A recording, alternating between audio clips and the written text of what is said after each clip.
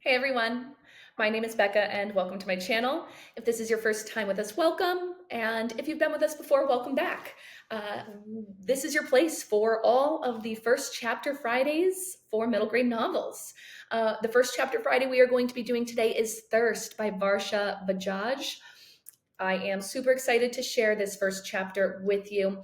I love books that take place in other countries and in other parts of the world because I feel like I always learn a ton and I get to dive into other cultures that I may not be familiar with. So I'm super excited to share this first chapter with you. And we are going to start with the synopsis on the inside front cover. Now, there are a handful of um, words in here that I may not pronunciate totally correctly, but I'm going to super try my best. And I did do a little Googling before I began reading to try to make sure I pronounce all of the words correctly. All right, let's dive in. The riveting story of a heroic girl who fights for her belief that water should be for everyone. Minni lives in the poorest part of Mumbai, where access to water is limited, and she often has to wait for hours to use the communal tap. Lately, though, even that access is threatened by water shortages and thieves who are stealing this precious commodity, an act that Minni accidentally witnesses one night. Meanwhile, in the high-rise building where she's begun working as a maid, she discovers that water streams out of every faucet, and there's even a rooftop swimming pool. There, she also finds herself serving a girl her own age, a girl who has the luxury to focus on her studies, something Minni is finding harder to do with her responsibilities. It's a lot to handle. Then one day, Minni encounters the water mafia boss and faces her biggest dilemma yet. Should she expose him, even if it means risking her job and maybe her life? How did her future get so complicated? All right, that is the inside front cover synopsis. Let's just dive right on into that first chapter. Sanjay and I sit on the top of the hill and stare out of the huge, never-ending Arabian Sea. The salt breeze brings a little relief from the heat. It feels like the world is made of water from up here, I say, that there's enough of it for everyone. But I know there isn't. In the distance, the flyover bridge soars into the sky and snakes around the bay. Its lights twinkle and outshine the stars in the night sky. The Sea-Link bridge looks like an M, I say. It does, my brother says. M for Mumbai? M for me, Minni, I say. And for monsoon, I hope this year we have a good one. Lately, the monsoon season comes later and later, which means less and less water. Although water surrounds my island city, most of the people I know are always struggling to get enough. We don't have running water in our house. We just have a tap outside that we share with our neighbors. Ma has to wake up at the crack of dawn to fill our buckets because the authorities only supply water for 2 hours every morning and for an hour in the evening when the shortages aren't too bad. The rest of the day, the tap is dry. Every home has a big barrel outside of the house to store collected water for the day. Remember when Ma and the other woman draped our leaky old tap with a marigold garland as if it was a god they could charm with flowers, Sanjay says. I do remember, and we laugh. Although it's sad to think about, it was probably a frustrating day when the water trickled rather than flowed. I looked out at the ocean. Part of our view is blocked by billboards with glamorous Bollywood movie stars, billboards that are larger than our house. The houses in our neighborhood are small and crammed on top of each other, but they do face the sea. Rich people who live in skyscrapers pay millions for the same ocean view. Last year, a charity helped paint our homes and fix our leaky tin roofs. Some said it was because the people whizzing past in their air-conditioned cars on the flyover bridge didn't want to see decaying, moldy slums. I chose yellow for our house. It helped to sand down the years of moss and mold from our old tin and concrete walls.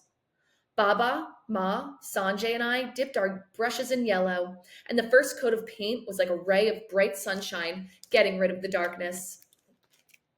My neighbors chose purple and blue and red and orange.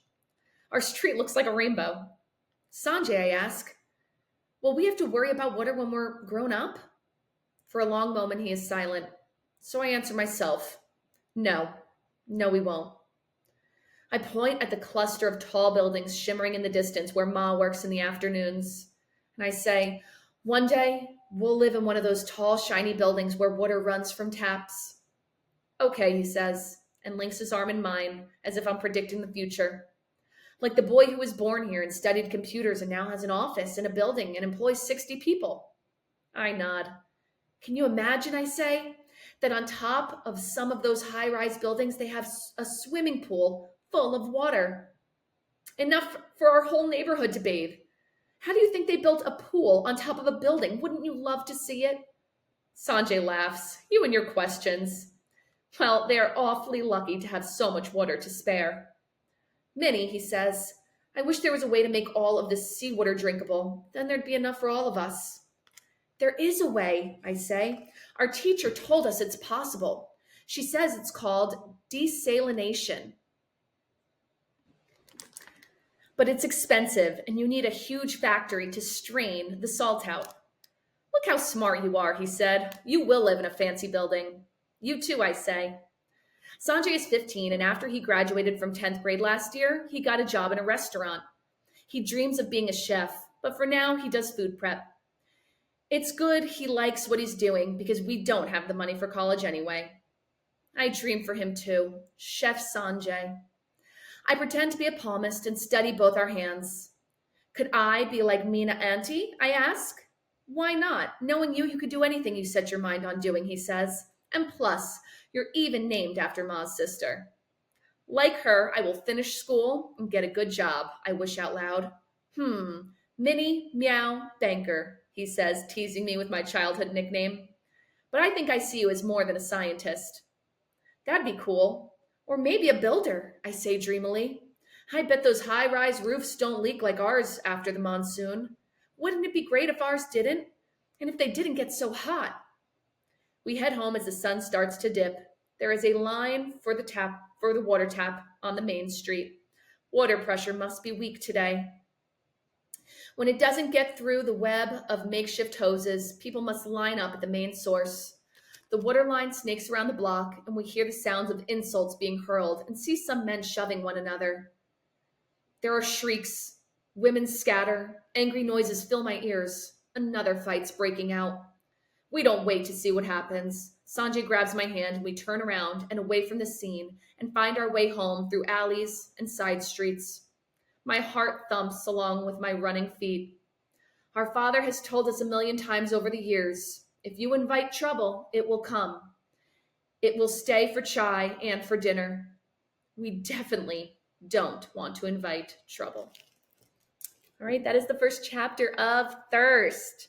So if this book interested you, which it's really interesting, it's, it's so hard sometimes to imagine how different people in other parts of the world have it in comparison to, what myself and probably many of you watching this have, which for the most part is access to clean water. So really interesting book. You'll learn a lot. And I definitely encourage you to pick it up. And if you liked this video and enjoyed my read aloud, I would super appreciate a like and a subscribe. It means a lot to me, and I see all of them. All right, thanks everyone. Till next time.